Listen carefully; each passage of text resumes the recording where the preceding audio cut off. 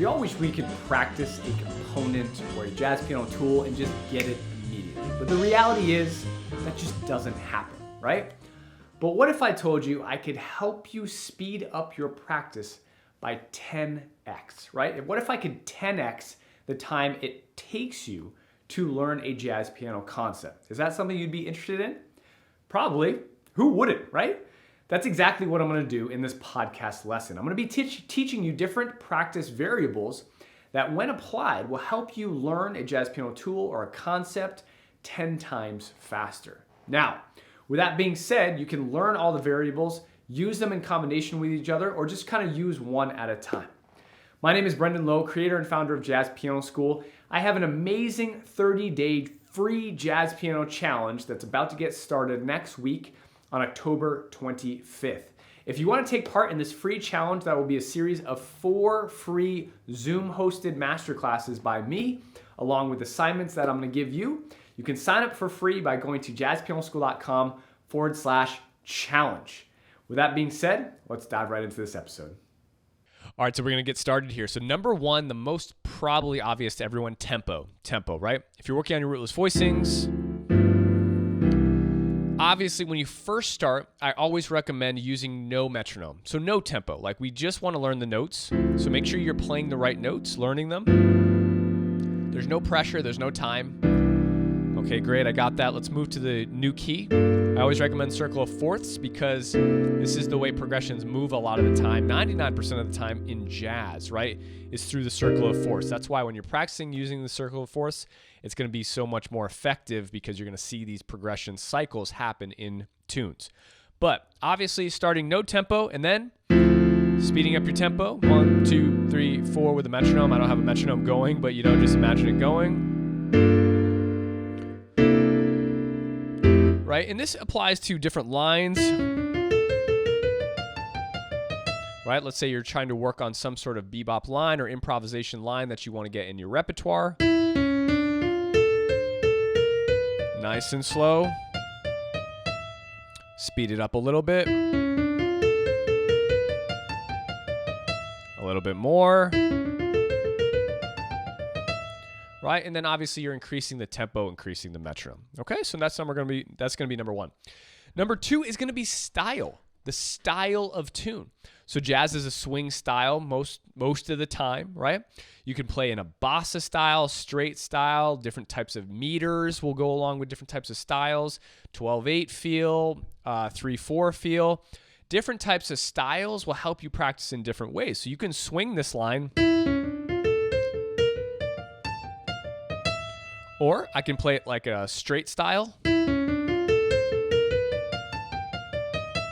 Same if I'm practicing any sort of voicings. If I were to swing.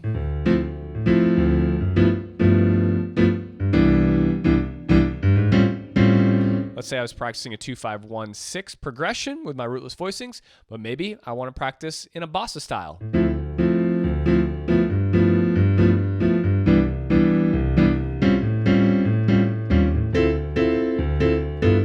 Right, so different types of styles are going to help you practice that element, that tool that you're working on, that concept, and really help it integrate more into your body, into your hands, okay?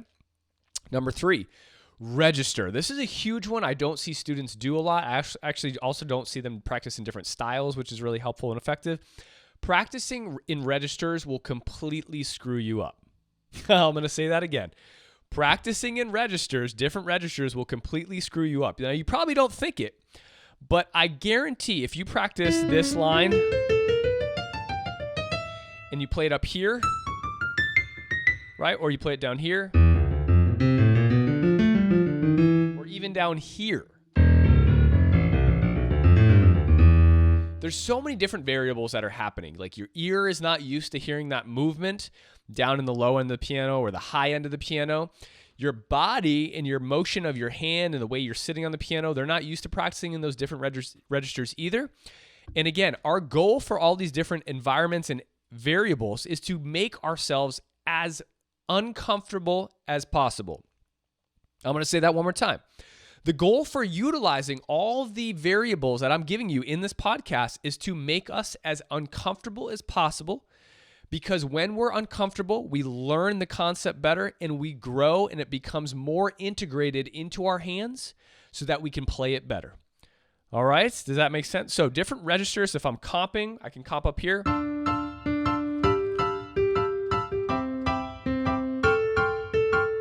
I can comp up here. Like, you'd be surprised how many cool effects I play up in the upper register for different types of music.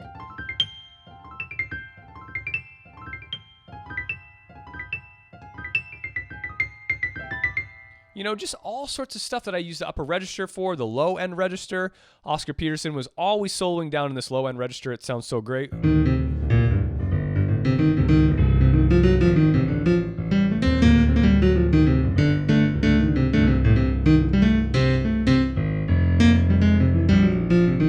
Right, that low end is so great to work on, and again, just going to help you even more. Dynamics, right? Practicing things at a different dynamic level is going to help you gain more control over that element.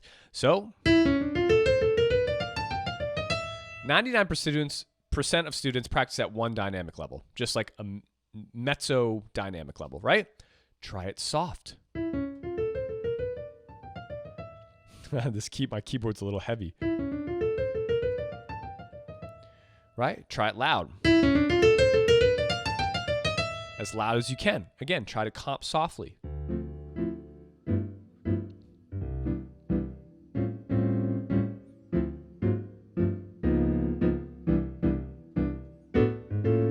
Right? Try and comp loudly. I don't need to demonstrate that for you. Try to go through a different, a curvature of dynamic ranges. Like maybe start soft and grow loud.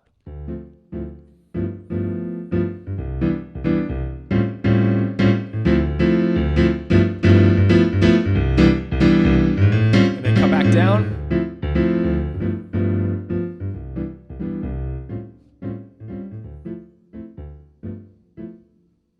Right? And just like have different movements of dynamics. Always, always great.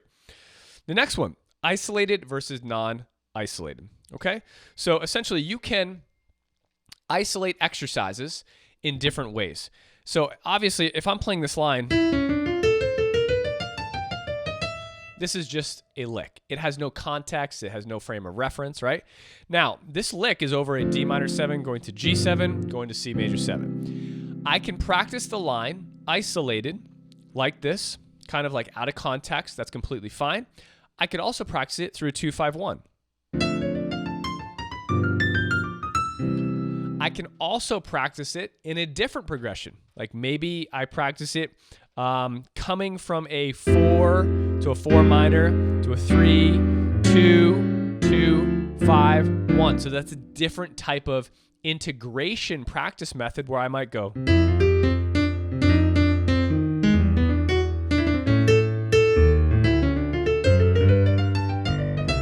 Right? So now it's no longer isolated. It has context. It's still not within a tune just yet. It's not within a tune just yet, but I've added more chords to the progression, right? And then finally, a fully integrated approach to this practice method would be to improvise through a tune. When you get to that spot of where you're trying to integrate that line in, then you'd pull it off, okay? Isolated versus non-isolated. The key that you're in, right? If I'm comping here in the key of C, obviously you want to be able to comp in different keys, right? Do different lines, things like that. So that's very common. Changing your keys is always great. This is kind of a funny one. The time of day. If you're used to practicing at a certain time of day, switch up your practice routine, right? You never know. Like gigs happen at night. Right? So if you're used to practicing in the morning, you have all this energy, but then you have a gig later at night and you're tired, you haven't eaten that much, right? Things are going to be very different. So I'd recommend you practice around your gig time so you see how you feel, see how your energy levels are doing. You know, it might be dark. You can change the lighting in your office, right? All these things are great variables to change to really kind of test yourself and see where you're at with certain concepts. With music and without music. So clearly this is really, really funny. In jazz piano school, like in the membership, I have exercises for all of these, tools and concepts that I teach inside of jazz piano schools. And there's thousands, right? Thousands of practice exercises. Now, I'll tell you one thing. When you watch a tutorial video of me explaining something, whether it's a podcast or a member, right? If you don't use the sheet music to learn the concept, you're going to learn that tool much faster than if you were to use the practice exercises. I'll say that again. If you watch my video and you learn the concept just by staring at the notes on the piano and looking at your hands and understanding like where the notes are, you will learn that concept and be able to integrate it much faster than if you were to read the notes that I give you in the practice exercises and do the practice exercises based on the notation. Because when you go to play jazz, what happens? You're not reading the practice exercises. You're not reading the chords. Jazz is based off of looking at a structure, right, of chord symbols and notes and spontaneously improvising. So the more you can recreate that situation, the more you can kind of replicate that environment in your practice, the better you can be. And I see so many people write into me, asking about the practice exercises and reading the notation, and sometimes like I'll respond, hey, try it without reading it, right? And you'd be surprised. So many people wouldn't even, they could play through an exercise great and all the keys, right? Through all the keys, reading it. But then when I say, okay, let's do the exercise without the notation, deer in the headlights. Can't do it at all. And what's wrong with this? The student doesn't know the information. They know the information, can play it based on what they're reading, the notes, but they don't actually understand. They don't comprehend what is happening. And that's the most important thing that you need to know to be able to play jazz, because the comprehension is what allows the spontaneity to come through in your playing. When you understand a concept, then you can spontaneously use it however you want. If you don't understand the concept and you're relying on your music as a crutch or all the practice exercises inside a jazz piano school, then you haven't fully achieved freedom. You don't fully understand the concept. You can't fully use it in jazz. Okay? So definitely try to practice with and without music. I encourage you to always learn things without music as well. With a backing track or solo, right? So I could practice my improvisation in a solo piano style.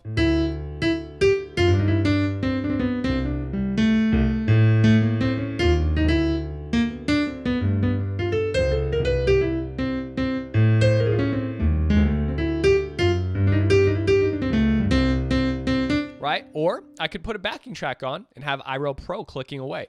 These are two amazing different environments for comping, for improvisation. If you have a backing track or some sort of metronome, I guess a metronome not really a backing track, but if you have iRail Pro versus just playing by yourself, two completely different environments. One hand alone versus two hands. Now, I see this so many times. If you are someone that wants to improve their improvisation, here are my 3 goals, most coveted goals in jazz piano. Number 1, accompaniment or comping. Number 2, solo piano. Number 3, improvisation. This happens in every single goal that I help students with. Number 1, accompaniment. If you're trying to learn how to play in a band or accompany a soloist, a singer, you need to learn voicings. You need to learn voicings. When I teach voicings, I see so many students trying to play both 2-hand voicings at the same time from the get-go. Do not do that. Do not do that. Practice what your left hand does separately. Practice what your right hand does separately. Then put them together. The brain, okay, can only learn and absorb so much information at once. And by trying to work and practice with 2 hands together on a new concept, it's completely short-circuiting your brain. It's completely putting it on overload, okay? And it's literally the fastest way to not learn something. Same holds true, for improvisation, right? So many times, students will always practice with their left hand.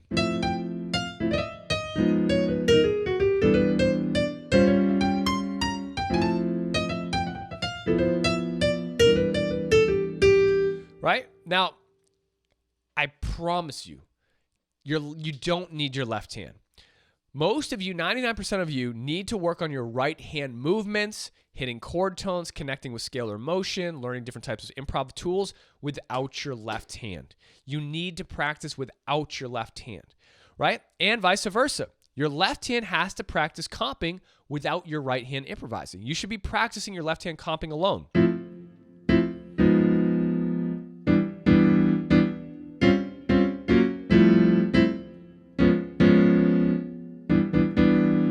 Different patterns, different rhythms, long, short, dynamics, movements, inversions, all that good stuff done left hand alone. Hands alone is so key. Definitely add that into your practice repertoire. Here's a great one, articulation. I was talking about this in the my mastermind program that I have, my Inner Circle Mastermind this morning in their live class. Now, what can happen in the blues is so many students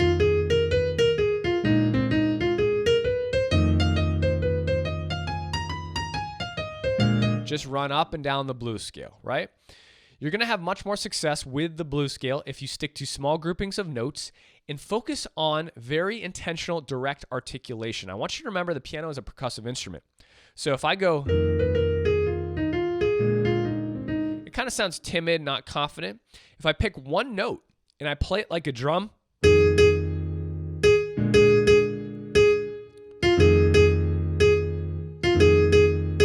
right? How much better did that sound? I was playing one note percussively like a drum. I added one other note in, that F. But because I was intentional, confident, I was focusing on my articulation, meaning I was focusing on playing it confidently like a drum with rhythmic component to it, right? It sounded so much better than my previous line. So work on articulation. Are you playing staccato? Oscar Peterson was a very staccato player. Other players like Bill Evans, Brad Meldo, very legato, Brad especially spacey, airy, very soft touch, right? What's your touch like? Okay. Errol Garner, check out the way people are articulating the notes that they play. A lot of times if you hear me play something and you go to play it back, it doesn't sound as good because of the way you're playing the notes. Right? Different accents, things like that. So articulation. All right, this is a great one. Ghosting. This is the best practice tip I could probably ever give you. When there is something that you're not getting, let's say it's a voicing. Maybe it's like, let's say it's this C7 sharp 11 13 voicing, right? Let's say you want to come from this G minor 7. Don't pay attention to the chord symbol there. This is a rootless G minor 7. And you want to hit that voicing. So many students will continue to do this. Nope.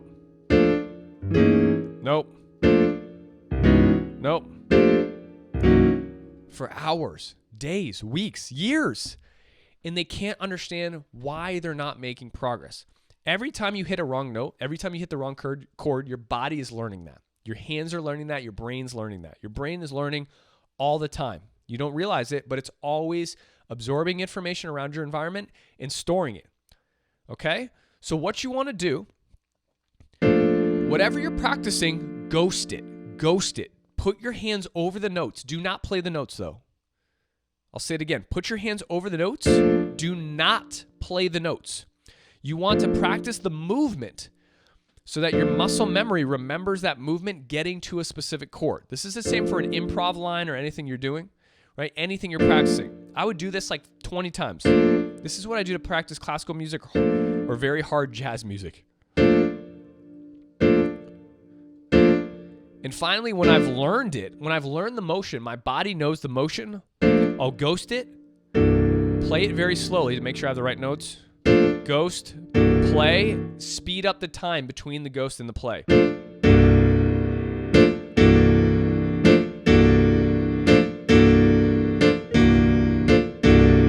Right? And that way, my body has learned the motion, it's learned where the notes are correctly, and it can start to play them. Okay? That's called the ghosting practice technique.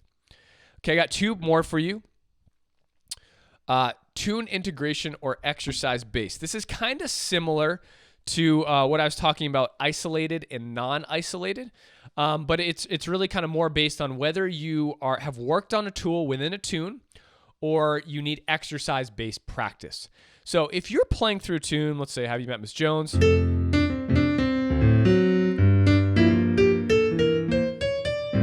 Let's say you just want to comp through this, right? Let's say you want to hit an altered voicing on that D7 chord, right? Now, if I've shown you this altered voicing and you're like, okay, cool, I want to play it in Have You Met Miss Jones, you might go right to the tune and be like, oh, no. No, that's not it. Right? So that's one way of practicing. That's essentially the tune integration way of practicing. It's kind of more of a traditional route. What I'd recommend to you first is to drill the altered voicing in a couple of different keys, hopefully all 12 keys that you want to learn and utilize in all tunes. Because when you do this, if I were to drill this voicing,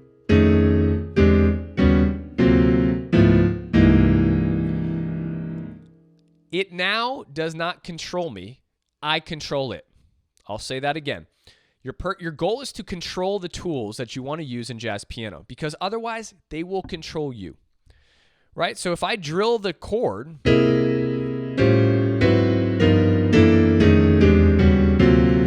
I have complete control of this because I've gone through drills. I've gone through exercises. So rather than practicing in the tune, I want to practice with an exercise first, learn the chord completely, so when I go to play any tune, I can flip over to any tune. I know that voicing immediately because I've already worked on it. It's the same as a baseball player or some sort of athlete working on things outside the game. The game is not for practice, is it, people? Right? Do athletes practice in the game? No. They practice outside the game. Is a baseball pitcher going to bring a new slider to a big league game that has a lot of importance? No. They're going to work on the slider outside the game. That's the same thing in jazz, but all of us want to play tunes so badly that we go to the tune, we try to practice in the tune, and we wonder why we can't play the tune like we want to. Imagine if a baseball player were to bring out a pitch that he's never practiced before in a game. What would happen? He would get lots and lots and lots of home runs probably hit off of that pitch because he hasn't practiced it. Okay? The last one is going to be a combination of all of these components I've just told you. Start by picking two. So maybe you're going to say, okay, I'm going to work on different register and dynamics. So go up to the top register, play soft.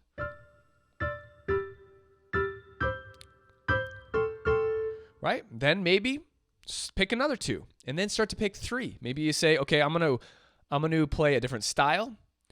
I'm going to, let's pick another one. I'm going to do one hand alone, and I'm going to, I'm not going to use music, right?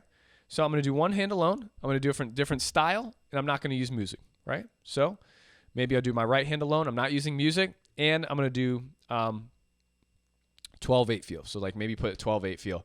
Ta ta ta ta ta ta ta.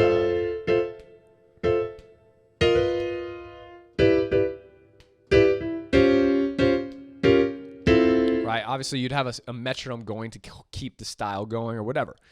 So you can pick as many as these as you want. I probably wouldn't go with more than like 4 or 5, honestly, because then it can get really confusing. You get lost in how many things you're practicing at once. But I promise you, when you start to really focus in on the variables, like working on these different variables, on the concepts and tools that you want to integrate better into your performance, right? Before you get to the tune, I promise you will learn these things, all the tools you're trying to learn, whether it's an improv line, an improv concept, a comping concept, a solo piano tool or a solo piano concept, any of the ones that I teach. When you utilize these variables, you will learn that tool so much faster, 10 times faster, and be able to integrate it into tunes 10 times faster than you ever have before. I promise you. Okay? All right. Don't forget to sign up for my free 30-day jazz piano workshop. Hope to see you there. And that's it. Hope you enjoyed. All right, well, I hope you guys enjoyed that episode. Don't forget to go to jazzpianoschool.com to check out all of our free, amazing education, all of the free podcast blogs. We do have a membership if you're looking to take a next step forward with us, get access to over 1,000 different jazz piano videos, playbooks, mini courses, a main course curriculum, success path, and so much more. If you have any questions, feel free to email us at support@jazzpianoschool.com. I hope you have a wonderful day, and as always, happy practicing.